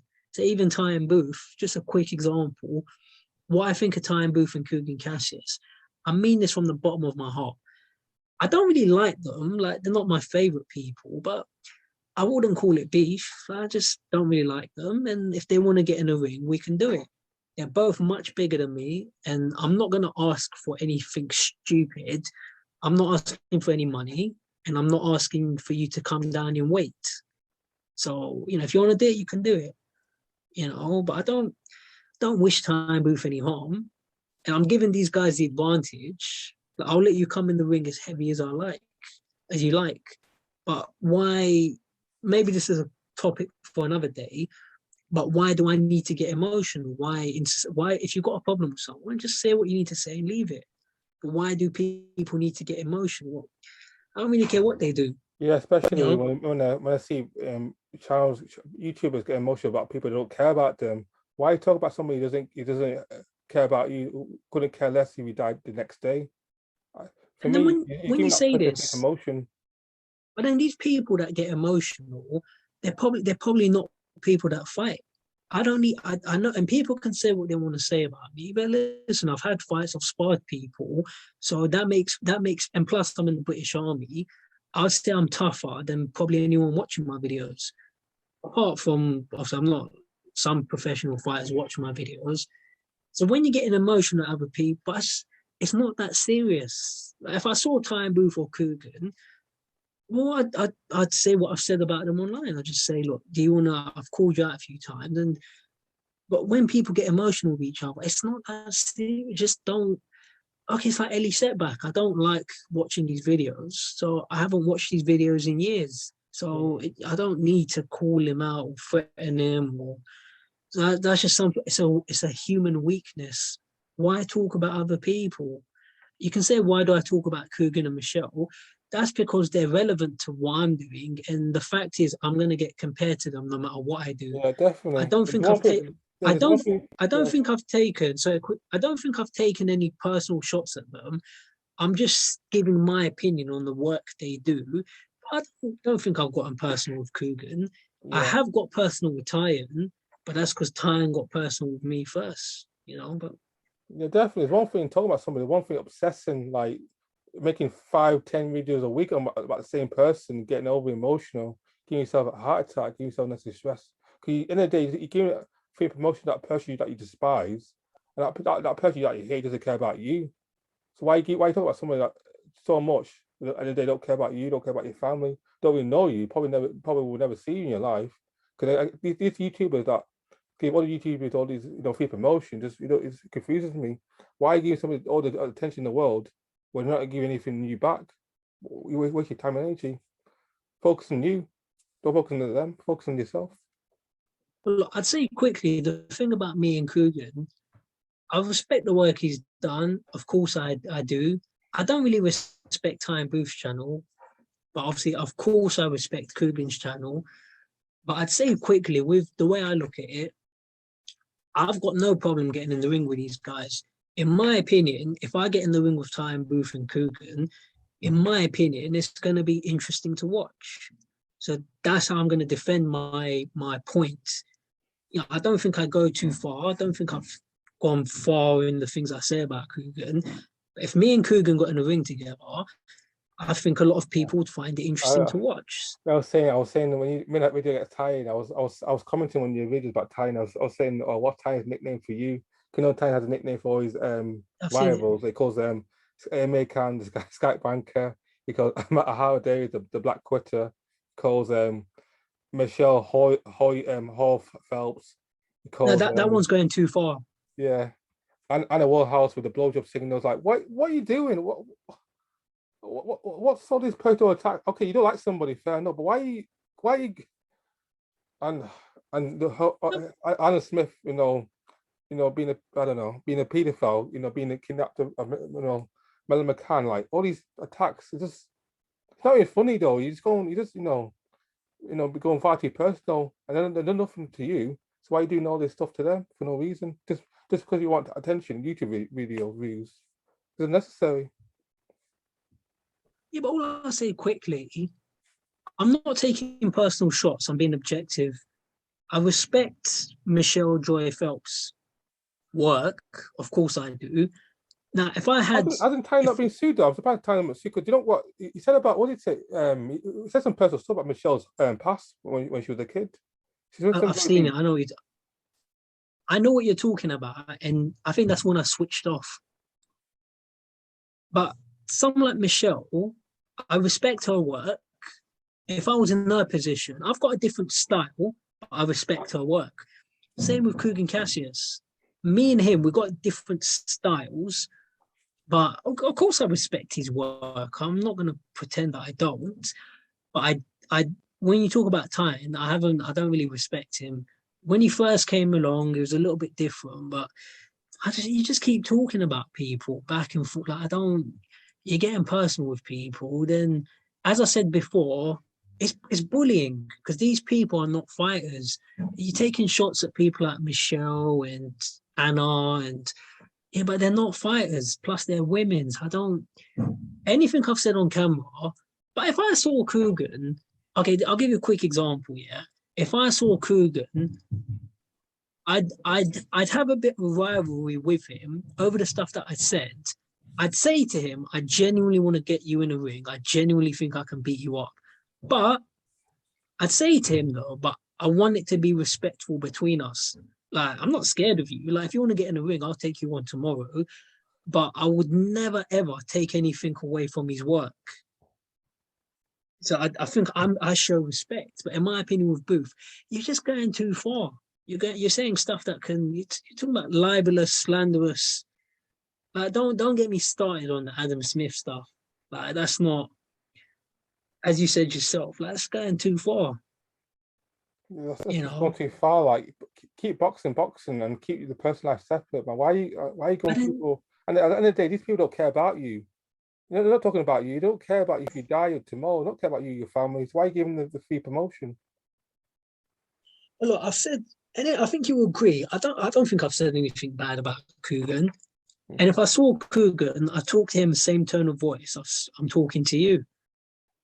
You know, but I tell Coogan, if I don't think he's got a problem, but if he had a problem, I'd say to him, well, have I said anything about you in my videos that's gone too far? I don't think he's, all I've said is, yeah, I think I can take you. So with me and Cougar, I keep it a polite conversation. And I'm not saying I'm not gonna beat him up outside the ring. I'm only gonna do it if he gets in a ring with me, So I keep it respectful. But with Booth, he's just going too far. So he's banned from press conferences now, and you've only got yourself to blame. And he's not a happy man. It's like you can have, it's like sitting there at home by himself, no mates. I think every time he does a video, tell me if I'm wrong, Kugan Cassius is having fun. He's going, he's meeting people, he's having a nice life. Same with all these other, but Ty, like, does he come across as a happy person? Stuck in his bedroom. I've given you, like, I don't look at this as an opportunity for you. Like, you and me, we're both just people, but I'm like, listen, I've for you to talk to me, it's probably going to have more effect on you, in my opinion, because I'm telling you these things. It's easy to meet people, and in my opinion, tell me if I'm wrong, but this is going to have an effect on you. So you're going to realize, you know what? Yeah, if I can talk to Michael, why can't I talk to the idiot and talk to the Anthony Joshuas? But imagine if you just sat there by yourself, and remember, you work, don't you? So you got friends and you got, but this is the thing with Booth, he doesn't work. So it's like, well, what mates have you got? You're just sitting there all lonely, and every time I see this guy, it's like you're in a bad mood. Just sort yourself out. I mean, this is not a dig, yeah. I thought he was happy, but apparently, I'm not sure. Apparently, he's making 6 figures a year. Doing this cryptocurrency thing. Yeah, and his YouTube merchandise. Apparently, doing well financially. But if doing well financially, okay, focus on that. Why are you focusing on Coogan 24/7 then? And everybody's about Coogan this, Coogan that, Coogan and his baby mama, Coogan and his affairs. Why are you just focusing on yourself? You're doing well financially. Then that's fantastic. Why are you still focusing on the past so much? I mean, it's up to him though. Like, you brought it up, so I'm just responding. But I don't know why you're talking about someone else's personal. Have I ever mentioned anything about Coogan Cassius, his girlfriend? I don't care what he does. It's his business. In my opinion, if Coogan gets in a ring with me, I think I can take him, and that's all I've ever said about Coogan. But when you keep talking about him and his personal life, and you can do it. I'm not telling other people what to do, but I just think it's sad. I think it's just and if you listen to the things I've said in this conversation, I'm trying to go to the next level. Like, I don't really care about people's personal lives. I met Derek Chisora. It went well. I met Eddie Hearn recently. I couldn't get the interview, but it went well. I interviewed Parker. I interviewed Zelfa Barrett. I'm trying to get into people's gyms. I'm trying to do. I don't care about people's personal lives. I could tell you people in boxing that don't drugs. I'm not going to, but I could if I wanted to. And even it's not even. I've heard people mention their names. I've heard people talking about it, but I'm just trying to do my thing, you know. And yeah, we've said enough about it. And just same with you. Just push your channel. You know, just all this negativity and just Porky's Corner's another one. I just leave people's personal life to them. But if you've got a problem, say it to a person's face, you know? Absolutely. But anyway, Lastly, last question. What's your prospect of the year? My prospect of the year is probably Dennis McCann. What's yours prospect? What fact he's done well this year that's going to do more good things for next year? I like the Azim brothers. Yeah. Yeah, probably say them. You could say Fraser Clark, but obviously he hasn't had his debut. I'd probably say the Azim brothers because obviously now I think now they're fighting on Amir Khan's undercard. So they can showcase the talent and see, we can actually see some of the potential. Yeah, definitely. Anyways, Michael, as always, pleasure speaking to you. We always have some great conversations, and in the new year we can have a nice chat again and see where boxing takes us come 2022. No problem. Anytime, Yemi. You take care, man. You take care. You too, my friend.